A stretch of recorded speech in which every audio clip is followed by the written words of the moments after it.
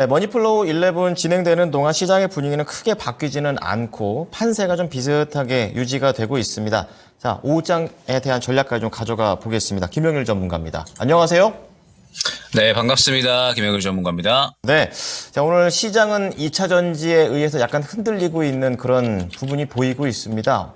오전장 어떻게 한 줄평 하십니까? 네, 중동전쟁 확전 우려감, 총선 이유를 봐야 한다 말씀드리겠습니다. 네, 국내의 모든 이슈를 다 다루시는데요. 하나씩 좀 들어볼게요. 네, 일단은 지금 현재 시장이 왜 나오고 있는가? 이 부분을 조금 우리가 먼저 생각을 해봐야 됩니다. 지금 현재 시장의 하락은 먼저 출발은 금리 인하에 대한 우려감이라고 생각을 해주시면 됩니다. 금리 인하 기대감으로 인해서 시장이 상승이 나왔었다가 이 기대감이 우려감으로 바뀌면서 전체적으로 기대감으로 들어왔었던 물량들이 빠져나가는 모습들이 나타났었죠. 그러면서 이때 당시에 외국인들이 가장 크게 또 들어왔었기 때문에 외국인들의 물량이 또 빠지게 되면서 전체적으로 시장이 하락하는 그런 모습으로 전환이 됐다. 생각을 해주시면 될 것 같습니다. 그래서 저는 사실 이 금리 인하에 대한 부분은 그렇게 크게 걱정을 하고 있지는 않아요. 왜 그러냐라고 하면 어찌됐든 금리 인하에 대한 부분은 진행이 될 수밖에 없는 부분이고 이번에 진행을 하지 않는다라고 하더라도 향후에는 다시 기대감이 차오를 것이기 때문에 이번에 시장이 조정이 나오는 부분에 대해서는 뭐 자연스러운 조정, 최근에 시장이 워낙에 또 많이 잘 올라왔었기 때문에 충분히 나올 수 있는 조정이었다라고 생각을 하고 있습니다. 그러면서 워낙에 또 제가 한 3월 중순 정도부터는 리스크 관리에 대한 부분을 많이 말씀을 드렸었잖아요. 올라왔었던 혹은 많이 올라온 종목들이 상당히 많았기 때문에 이 올라온 종목들을 봤을 때 한 차례 정도는 조정이 필요하겠다라고 생각을 했고 그러한 상황에서 자연스럽게 나오는 조정이 아닌가라고 생각을 합니다. 그럼 지금 현재 상태에서는 리스크 관리가 어느 정도 되신 분들이다라고 하면 자연스럽게 시장이 현재 조정이 어느 정도 마무리되고 다시 한번 고개를 돌려주는 구간이 나올 때 매매 준비를 해주시면 되는 거겠죠. 지금 현재 시장에 대해서는 너무 크게 겁먹을 필요는 없다라고 생각을 하고 있습니다. 다만 이제 여기에서 추가적으로 악재로 작용을 할 만한 것이 바로 중동 전쟁이라고 생각을 해주시면 될 것 같습니다.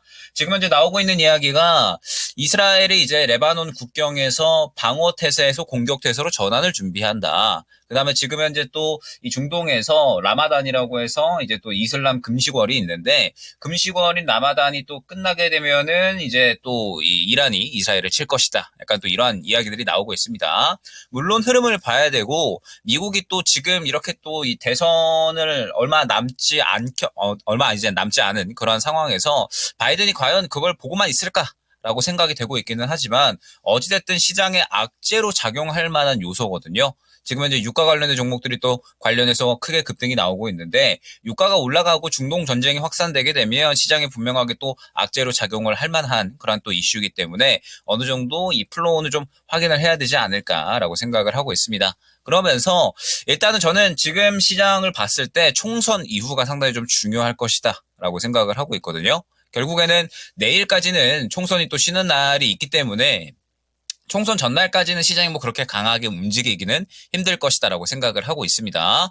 근데 지금 보게 되면 코스닥이 상당히 단기간에 낙폭이 큽니다. 지금 약한 한 달 동안 올려놓은 거 지금 7% 넘게 빠지고 있는 그러한 상황이고 여기서 지금 더 빠지게 되면은 121선을 위협을 하게 되면서 상당히 또 이제 빠른 시간 지금 불과 5거래일 만에 코스닥은 7%, 8% 정도를 좀 빼버렸거든요. 그렇기 때문에 워낙에 또 단기간에 낙폭이 큰 상황이라 총선 이후에 추가적으로 악재가 나오지 않는다라고 하면은 분명하게 또 고개를 돌려주는 그림 정도는 한 차례 정도 또 시도를 할 수 있지 않을까 생각을 합니다. 그러면 중요한 부분이 지금 반도체 같은 경우에도 약간의 차익 실현 나오는 종목들이 생겨나고 있죠. 일전에 말씀드렸던 부분이 온디바이스 AI, 뭐 그다음에 CXL, 뭐 HBM, 그다음에 뭐 기판 요런 순서로 이제 또 이 전체적으로 순환이 나오고 있다라는 부분을 말씀을 드렸는데 지금 반도체 같은 경우에 기판까지 순환이 돌았잖아요. 그러면서 이전에 상승이 나왔었던 종목들은 또 차익 실현이 나오고 있고 차익 실현이 나오는 종목들은 차익 실현이 고점에서 나온다라고 했을 때 이 수급이 또 그대로 공중분이 되는 것이 아니라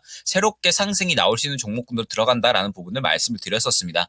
그러면 이제 총선 이후가 됐을 때 시장이 어느 정도 고개를 돌려준다라고 하면 또 새롭게 우리가 수익을 볼 수 있는 그런 종목군들이 나타난다. 단기 주도주 종목군들이 나타난다라는 뜻이 되겠죠. 그렇기 때문에 일단은 총선 이후에 시장이 바닥을 잡아주는지를 주요하게 보시면서 시장이 만약에 바닥을 잡지 않고 혹시나 121선 구간에 이탈을 한다라고 하면 중동 정쟁이 추가적으로 좀 확산이 된다라고 하거나 아니면은 금리 인하에 대한 추가적인 우려감이 나타나는 부분이다 생각을 해주시면 될 것 같습니다. 다만 낙폭이 정말 과도하게 커질 것이다라고 생각을 하고 있지는 않고 충분히 또 리스크 관리가 어느 정도 되신 분들은 이제 저점을 좀 차분하게 기다리셨다가 매매 준비만 하면 되는 그냥 여유롭게 보면 되는 그러한 장세이기 때문에 시장에 대해서는 너무 크게 걱정을 하지 않으셔도 될 것 같다 말씀드릴 수 있을 것 같습니다. 네, 자, 국내에서는 총선, 해외에서는 전쟁하고 금리, 전쟁 관련해서는 지금 로이터 쪽에서 이집트 국영방송에서는 휴전 협상에 또 진전이 있다, 이런 얘기도 나오고 있어가지고 전문가님 말씀도 있고 좀 악재와 호재 끝까지 지켜봐야 될 것 같습니다. 자, 그럼 시장에서 좀 뜨거운 섹터 좀 볼 텐데요. 아무래도 이게 큰 줄기에서 좀 계속 걱정이 되고 있습니다. 2차 전지 어떤 관점이십니까? 네, 일단은 지금 2차 전지 보유하고 계시는 분들은 상당히 또 이제 우려감이 크실 것 같아요. 아무래도 그동안에 2차 전지에 대해서는 비중을 또 워낙에 많이 담아 놓으신 분들이 많기 때문에 지금 상황에서 손실폭이 상당히 좀 크실 것이다라고 생각을 합니다. 항상 말씀드렸지만 제가 2차 전지에 대해서는 이제 뷰를 볼 때 반드시 수급이 동반되는 거를 보셔야 된다라는 부분을 좀 많이 말씀을 드렸었잖아요. 2차 전지의 그림을 보게 되면 지금 일전에 차익 실현이 나오고 나서 매물 구간이 상당히 두텁게 형성이 되어버렸다라는 부분을 정말 여러 번 말씀을 드렸던 것 같습니다. 그러면서 이 매물 구간이 상당히 두텁게 형성이 되었기 때문에 이 매물 구간을 바로 뚫어주기 위해서는 결국에는 굉장히 큰 수급, 일전에 들어왔었던 수급 그 이상만큼의 수급 정도는 들어와 줘야 결국에는 또 확실하게 상승이 나올 수가 있다라는 부분을 말씀을 드렸었죠. 지금 현재 양극재 관련된 종목들은 전체적으로 다 같은 그림이라고 보시면 됩니다. 모두 다 굉장히 강력한 매물 구간이 생겨났기 때문에 결국에는 이 매물 구간을 뚫어줄 만한 수급이 들어와 주어야 소화해주면서 올라갈 수 있는 힘을 만들어 나가는 거거든요. 근데 최근의 흐름을 보게 되면 결론적으로는 그러한 수급들이 들어오지 않았기 때문에 계속해서 매물 구간을 뚫어내지 못하고 하락, 매물 구간을 뚫어내지 못하고 하락, 이런 식의 그림이 계속해서 반복이 되고 있다라는 부분을 생각을 해주시면 될 것 같습니다. 이제 이러한 뷰는 사실 그동안에 워낙에 좀 많이 말씀을 드렸기 때문에 아마 또 이제 대응이 되신 분들도 계실 것이고 2차 전지에 대해서 워낙에 또 기대감을 크게 가져가셨던 분들은 그래도 바닥을 잡아주니까 조금 더 들고 가볼까라고 하셨다가 아직까지 좀 비중을 크게 가져가고 계시는 분들도 많으실 것이다 라고 생각이 됩니다. 다만 지금 상태에서도 저는 좀 확실하게 말씀을 드릴 수 있는 부분이 무엇이냐면 결국 2차 전지 같은 경우에는 업황이 좋아진다 혹은 수요가 증가한다라는 시그널이 나와 주어야 됩니다. 최근에 이제 전기차에 대한 부분을 보게 되면 결국 이제 약간의 수요가 올라간다라고 하는 게 LFP에 대한 부분이라든지 혹은 이제 저가 전기차에 대한 부분이거든요. 결국에는 아직까지 이 주행 거리도 더 많이 늘어나야 되고 기술도 더 발전이 되어야 되고 그런 상황에서 지금 저가 전기차, LFP 차량도 지금 주행 거리가 늘어나고 있는 상황이라 아무래도 이제 양극재 같은 경우에는 전체적으로 흐름 자체가 이제 약해질 수밖에 없는 수요가 좀 하락하다 보니까 약해질 수밖에 없는 그런 흐름에 어느 정도 도달을 해 있다 생각을 해주시면 될 것 같습니다. 그럼 결국에는 업황 좋아지는 시그널이 나오게 되면 결국 2차 전지 같은 경우에도 워낙에 지금 바닥권에서 오랫동안 좀 머물고 있기 때문에 한 번에 또 이 업황 회복에 대한 신호가 나타날 수가 있거든요. 그러면 결국 그 부분은 수급으로 나타날 수밖에 없다라는 부분을 제가 여러 번 강조를 드리고 있는 겁니다. 일전에 제가 포스코홀딩스를 추천을 드렸을 때가 요 구간이었잖아요. 이 구간에 보게 되면 결국에는 이전과 어느 정도 이 이전 구간의 매물을 상회해주는 수급이 들어가 주면서 확실하게 힘이 들어와 줬기 때문에 결국 이 구간부터 쭉 상승이 나왔었던 겁니다. 그러면 지금 현재 구간에서는 앞선 구간에 예전에 2차 전지를 보게 되면 매물 구간이 없었기 때문에 이 정도의 힘만 들어와줘도 쉽게 상승이 나올 수가 있다는 부분을 설명을 드렸었잖아요. 그러면 지금 현재 구간에서는 앞선 구간의 매물대가 이만큼이나 생겨났기 때문에 이 정도의 매물을 소화해 줄 수 있는 힘이 들어와 줘야지 이걸 확인하고 들어가야지 기회비용의 손실 없이 지금처럼 계속해서 또 올라가네 그러다가 또 매물대 맞고 떨어지네 그러면 또 길게 들고 가야지 또 올라가네 또 맞고 떨어지지 이러면서 기회비용 손실 혹은 스트레스 받을 일이 없다라는 겁니다. 그렇기 때문에 일단 지금 현재 시장 상황에서는 뭐 중동 전쟁에 대한 부분, 그다음에 2차전지 업황만 놓고 봤을 때에는 지금 이제 업황이 여전히 불안정한 부분이 있기 때문에 조금 더 2차전지 같은 경우에는 시각을 좀 길게 볼 필요성이 있다라는 점.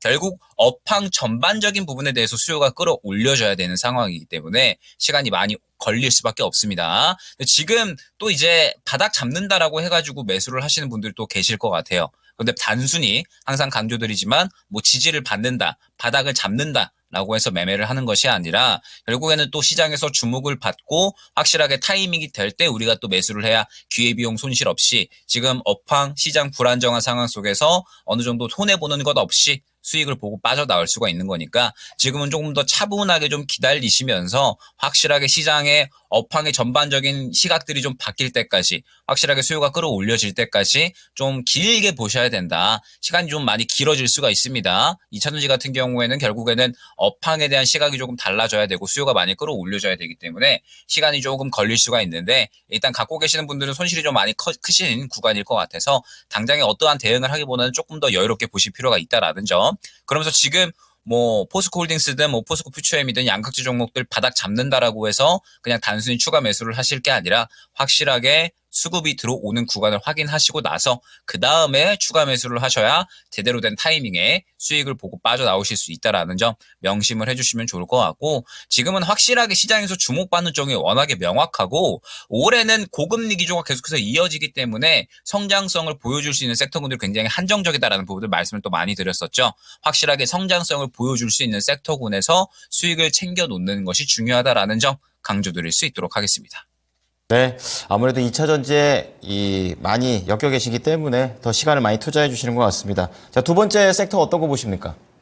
뭐 유가를 좀 이제 또 간단하게 말씀을 드려야 될 것 같은데 지금 이제 중동 전쟁이 확전에 대한 이야기가 나오면 유가는 초급등이 나오는 거고요. 그 다음에 만약에 그렇지 않고 지금 이제 뭐 전쟁에 대한 부분이 또 다시 뭐 유야무야 사라진다 뭐 그러면서 이제 이야기가 살짝 잦아들게 되면 또 급락이 나올 겁니다. 유가 관련주들은 워낙에 패턴을 또 다들 잘 알고 계시니까 완전히 트레이딩의 영역이라고 보시면 돼요. 완전하게 트레이딩에 대한 영역이고 이제 뭐 예를 들어서 뭐 중앙에너비스나 훈고석유 같은 이러한 종목들을 보게 되면 만약에 저라면은 이렇게 대응을 했을 것 같습니다. 지금 보게 되면 뭐 훈고석유 같은 경우에는 금요일 날에 물량을 좀 빼는 모습이 나왔는데 오늘 이슈가 나와버리니까는 또 다시 한번 끌어올리는 모습이 나왔거든요.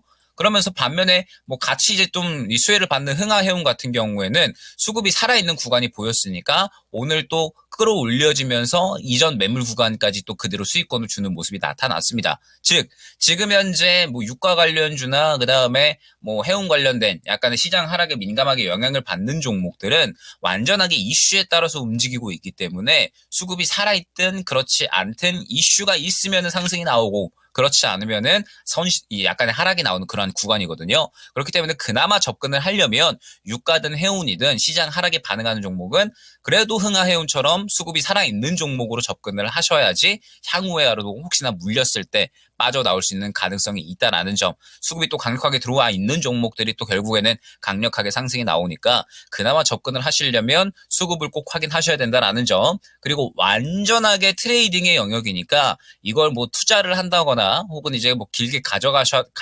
가져가야겠다 이렇게 생각을 하시면 절대 안 되겠죠. 시장 하락에 따라서 이슈가 나오니까 그 이슈에 대해서 단기적으로 상승이 나오는 거지 이걸 뭐 길게 끌고 간다라는 생각을 하시면 안 됩니다. 완전하게 단기적인 트레이딩의 영역으로만 접근을 하셔야 된다 말씀을 드리도록 하겠습니다.